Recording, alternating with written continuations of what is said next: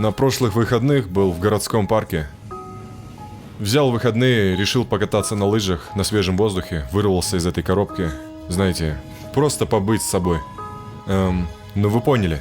Но позднее погода ухудшилась, и мне снова пришлось вернуться в здание аэропорта. Так что я сидел там в аэропорту с ноутбуком час, может, полтора, ждал, пока расчистят взлетную полосу и все остальное. И пока я там был, я наблюдал за людьми. Это как хобби – наблюдать со стороны. Потому как они себя держат, как идут, как что-то несут, как одеваются, можно многое понять.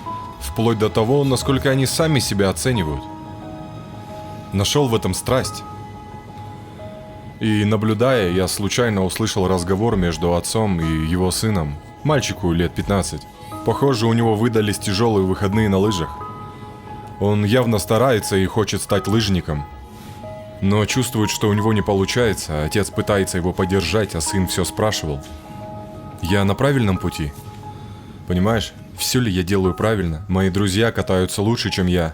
И у него появились сомнения в себе. Отец пытался донести до него: сын, пока ты любишь то, что делаешь, пока ты веришь в это, веселишься, значит, ты на правильном пути. Но мальчик был не готов это услышать. Он вроде бы задавал вопросы, но по-настоящему не слушал ответы. Опустил голову, и, похоже, отец понял, что не достучался, и сказал: слушай, давай перекусим. И мальчик встал, и в этот момент у него из кармана или с одежды что-то выпало, какой-то мусор, и упал на пол. Он это заметил, но продолжил идти. А я наблюдал. Прошел примерно 5 метров. И тут как будто нажал на тормоза. Он развернулся, отец спрашивает: куда ты? Мальчик вернулся, поднял мусор, выбросил его в урну и пошел дальше вместе с отцом перекусить. И я подумал, у парня есть будущее. Он справится, у него все получится. Почему я так сказал? Ведь это незначительный момент. Какова в нем ценность, а? А ценность в кодексе поведения, в характере, сердце чемпиона, для которого все, что он делает, это его имя, и это имя что-то значит для него. Он дорожит своим именем, как IPO на бирже.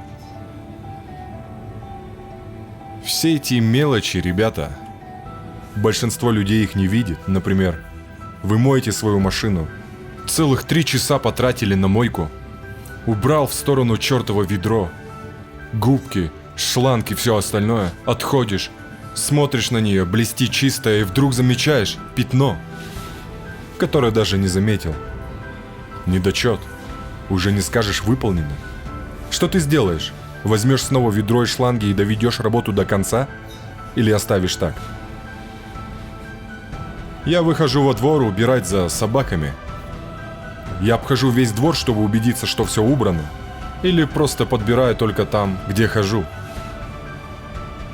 Я вытираю пыль с кухонной столешницы. Поднимаю ли я рамку с фотографией, чтобы протереть все полностью? Или просто обвожу тряпкой вокруг этой чертовой рамки? Мелочи, на которые большинству наплевать. Никто не хочет их видеть, но я вижу.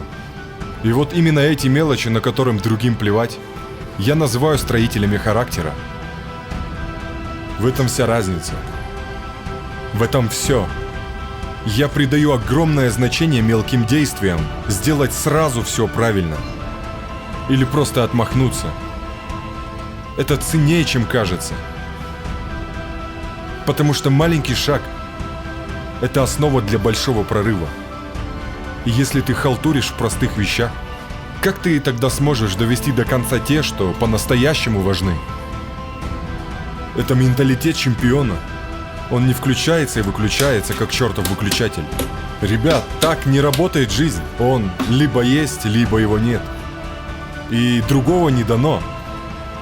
Эти вещи фундаментальны. Потому что представьте, в жизни, когда человек умирает, люди оглядываются на его достижения, на те огромные валуны, которые он сдвинул, за которые его помнят. Но в повседневности ты этот валун не сдвинешь. Толкай, но это без толку. Ведь нужны годы, чтобы стать профессионалом. Годы тренировок, чтобы победить на Олимпиаде. Годы учебы, чтобы стать доктором или юристом. Стать великим актером. Все эти профессии. где в финале мы видим человека с поднятыми руками на церемонии, получающего награды. Это результат многих лет. Эти огромные валуны, то, за что их помнят. Но каждый день ты не можешь создавать разницу. Как же ее создать? Это маленькие камни под большой горой. Фундамент, который ты можешь двигать каждый день. И делать это правильно. Либо ты поднимаешь рамку и вытираешь под ней пыль как надо, либо не делаешь вовсе. И каждый день ты начинаешь двигать эти маленькие камни, разбивая гору по частям. До тех пор, пока не увидишь, что гора начинает двигаться с места. И вот она падает. И падает в твою честь. Твое имя на том, что ты делаешь. И в конце дня, в последний час, когда есть шанс оторваться от конкурентов, все решает мелочи. От победы те самые сантиметры. У Аль Пачино в фильме «Каждое воскресенье» есть отличная цитата. «Жизнь – это игра сантиметров». Это доли секунды. В прошлом использованы или упущены. Они постоянно перед нами, эти сантиметры. Те сантиметры, за которые люди бегут, сражаются и даже умирают, чтобы выиграть игру. Это и есть разница между жизнью и смертью. Настолько это важно. Вымой свою долбаную машину до конца, черт побери. Это говорит, кто ты есть, чего ты стоишь. И на соревнованиях в конце побеждает не тот, у кого больше потенциала, а тот, кто больше старался, кто силен сердцем, сердце, которое не останавливается, которое не работает с 9 до 5, а потом выключается. Оно бьется всегда. Как настоящий чемпион существует не только на арене, но и везде. Во всем, что он делает. Эти моменты, эти сантиметры, которые решают победу или поражение в последний час, не рождаются там на месте. Они создаются тысячами часов тренировок, когда никто не смотрит. Встаешь ли ты в 5 утра и бежишь, когда льет чертов дождь? Смотришь ли ты человеку в глаза и жмешь ему крепкую руку? Или опускаешь взгляд и протягиваешь вялую рыбу? Это все одно и то же. Это человек принципов, человек с характером, который ценит то, кто он есть. Кто они и что делают для соответствия. Наполовину тут, наполовину там, а потом, ну вот сейчас важно, выложусь на полную. Так не работает. Если ты халтуришь здесь, там и еще там, ты привыкаешь халтурить. И когда наступает момент, ты просто не умеешь по-другому. А так невозможно добиться успеха. Тот парень, который вернулся и поднял мусор, показал, что он верит в себя. И его имя что-то значит. Он уронил, он за это отвечает, и он сделает правильно, возьмет и выбросит. И ту же философию будет применять в спорте. Применять ее в жизни, когда начнет встречаться с девушками. Применять ее в бизнесе и в семейной жизни. Все это взаимосвязано, это трехмерный мир. Если ты начинаешь упрощать, думая, да, все равно никто не увидит, неважно. Вот именно эти моменты стают фундаментом славы. Когда ты сдвигаешь в итоге ту огромную гору. И я строил все эти конструкции здесь. На дверцах спереди все видят детали, рельефные панели, красивые элементы. А вот изнутри, куда никто не смотрит, и как бы много деталей не было за дверью, никто этого не увидит. Но я-то знаю, что к чему. Может, и не хотел бы знать.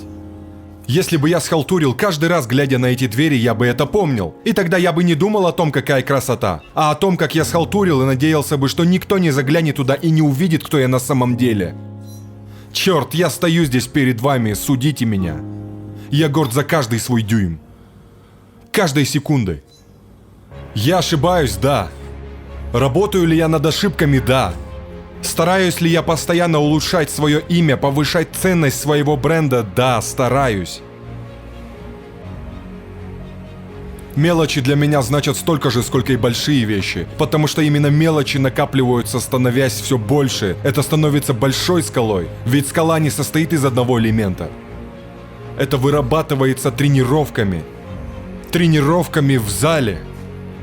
И в тех моментах, когда проверяется твой характер, мораль и честность. Все могут падать в такие дни. Кто поднимется? Кто поднимет мусор, когда никто не видит? Кто так делает? Тот же самый человек, который потом окажется на пьедестале. Это идет рука об руку. Только ваше сердце, ребята, определяет победу на самом высоком уровне соревнований. У всех есть талант, у всех есть настойчивость, у всех есть все необходимое, и все этого хотят. Но кто-то хочет этого сильнее. У кого-то сердце бьется ради этого постоянно. Не только когда все смотрят, не только на тренировках, но даже во сне. Они видят это, они мечтают об этом и так постоянно. Как понять, что ты на правильном пути? Когда маленькие нюансы, которые другие считают пустяком, ну а для тебя ценны так же, как и большие события, и ты делаешь независимо от того, смотрят они или нет. Когда ты совершенен, даже когда никто не смотрит, ты создаешь в себе уровень превосходства, который выдержит любое испытание. Что бы ни случилось, ты настоящий. Ты человек с характером, с настоящим кодексом поведения. Я знаю, кто ты, потому что ты одинаков. И в трудностях, и в победе, и в поражении. Ты тот же говнюк. Остаешься таким же. Превосходно. Как я уже говорил, это не случайность в чьей-то жизни. Это привычка, выработанная тренировками, доведенная до совершенства и потом снова и снова оттачиваемая каждый день. Во всем, что ты делаешь. Ты знаешь, что идешь по правильному пути, когда эти мелочи, мелкие камни, имеют для тебя ценность. Когда ты ставишь свое имя на чем-то, это что-то значит. Говоришь: приходи, посмотри, это сделал я. Не надеешься, что никто не заметит, а знаешь, что это увидят позже, и этого достаточно. В старших классах я занимался ландшафтным бизнесом, и было несколько сотрудников. Я нанимал ребят из своего класса и отвозил одного косить газон. Потом ехал к другому, высаживал, потом к третьему сам косил, а потом возвращался, чтобы их всех забрать. Возвращаюсь, да, трава скошена. Но это не соответствует стандарту, под которым я готов поставить имя своей компании. А что это за стандарт? Стандарт клиента. Когда я заканчиваю стрижку газона, полосы от косилки идут ровно, как на поле для гольфа. И когда хозяева приходят домой, видят газон и у них появляется улыбка, тогда я знаю, все сделано правильно. Когда газон выглядит так, а хозяева улыбаются, радуются и наслаждаются видом, я знаю, что газон стал печатью одобрения того, кто я есть. Это увидят и соседи. И, скорее всего, соседи тоже обратятся ко мне. Так это работает. Я не просто работаю, чтобы получить деньги. Иначе это последний раз, когда мне платят. Я делаю все в лучшем виде. Потому что это делаю я. И это должно быть идеально. Дело не только в стрижке, не только в мойке машины, не только в рукопожатии, а в том, что все это вместе складывается в тот самый день, когда ты побеждаешь. Вы идете этим путем, ребята. Цените мелкие детали жизни в 3 измерениях. На арене, на тренировке и между ними. Ты на правильном пути. Потому что стремишься к совершенству. Возможно, его не достичь. Но это как игра в гольф. Ты всегда стараешься побить свой собственный результат. Ты не смотришь на счет соперника. Если начнешь об этом думать, потеряешь из виду, кто ты и на что способен. И то, что тебе нужно выложиться на все 100%. Когда ты где-то схалтурил в мелочах, когда никто не смотрел, часть твоей души осталась там.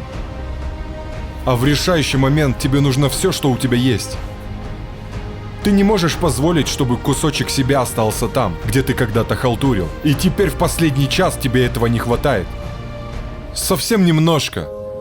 Просто потому, что тогда никто не смотрел, но вот теперь все смотрят, а вы кусок дерьма. В гольфе это как 15-я лунка. Ты на 10 ударов впереди соперника, и это внезапно меняет твое мышление. Ты можешь начать играть по-другому. Но если ты играешь в полную силу и стараешься побить свои рекорды, то уже после узнаешь счет соперника.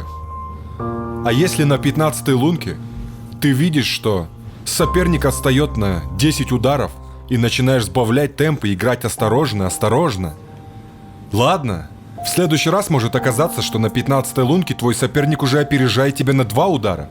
Оу, черт, у меня ведь была возможность раньше поверить в себя, рискнуть этим ударом. И даже если бы не получилось, я бы многому научился. И теперь в той же ситуации я бы мог применить этот опыт. Но нет, я этого не сделал, потому что ориентировался на соперника, а не на то, кто я есть. И вот теперь я над ударом, который никогда не делал, и остается только молиться, чтобы все получилось. Так не выиграешь, ребята. В конце концов, они надерут вам зад. А вот если все, что ты делаешь на максимум, ставя под этим свое имя, ты уже не просто пытаешься выиграть титул. Ты пытаешься завоевать наследие, разница огромная. Титул — это быстро подстричь газон ради чертовой наживы. Возможно, в последний раз. Просто выиграть титул, скажем, в соревновании по бодибилдингу. Ты готов ради этого упрашивать, воровать, черт знает что делать. И вот ты получил титул, да, круто. Но этого недостаточно, ведь титул не принесет тебе следующий титул. Потому что такой путь очень скоротечен. В этом нет будущего. Когда ты работаешь ради наследия, ценность имеет все, что ты делаешь. Тут нет коротких путей. Надо пройти этот путь полностью, каждый чертов поворот, свернул налево или направо и пошел дальше, убедившись, что в каждой возможности ты взял максимум. И если ты потерпел неудачу, это не от недостатка усилий. Тебя обошли честно, и это нормально. Ты никогда не оглянешься назад со словами «черт». Если бы. Вот если бы я тогда сделал. А если бы я попробовал. Слишком, поздно. Стройте наследие, не гонитесь за титулом. Каждый день вам выпадают мелочи, которые стоят того, чтобы сделать их правильно. Тогда ты почувствуешь себя значимым. Когда ты в ответе за имя, тебя обязательно запомнят. На правильном ли ты пути? Когда мелочи для вас значат столько же, сколько большие вещи. Когда последнее повторение на тренировке для вас так же важно, как и твое отражение в зеркале. Или когда ты побеждаешь, потому что знаешь, именно эти мелочи приведут к победе. Если ты работаешь только наполовину, будь готов, что соперники вырвут награду прямо из твоих рук. Спасибо, что смотрели.